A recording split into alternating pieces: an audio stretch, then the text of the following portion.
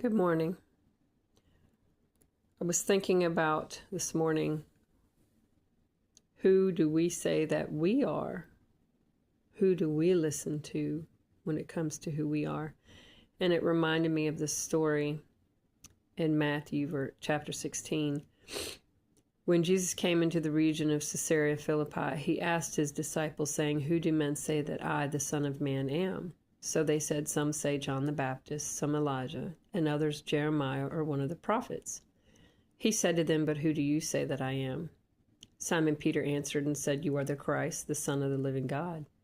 Jesus answered and said to him, "Blessed are you, Simon Bar-Jonah, for flesh and blood has not revealed this to you, but my Father who is in heaven.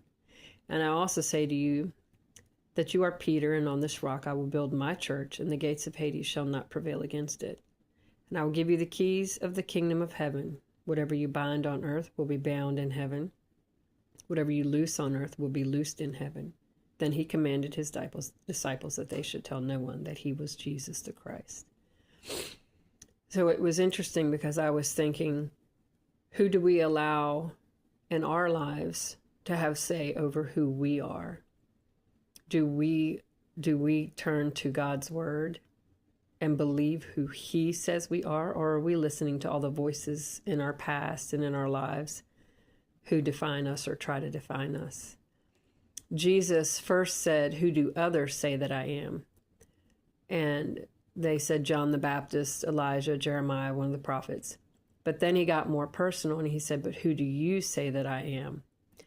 And they had to decide for themselves who Jesus was to them, just like we all have to do.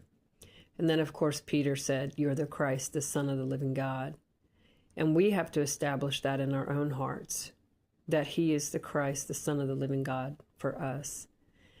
And then also later on, he said, "I will give you the keys of the kingdom of heaven, and whatever we bind on earth will be bound in heaven." So we need to take authority over the things that come against us. And whatever we bind in our authority given by Jesus, God's going to do that for us in heaven. And whatever we loose, that's what he will loose in heaven. But anyway, I just thought I would share that today. The thought of who do we allow to define us? Do we allow others to define us? Or do we allow God to define us? Just like Jesus asked them, "Who do you say that I am?" And they had to work out for themselves who Christ is. And that's what we all need to do. Work out for ourselves who Christ is to us. God bless you.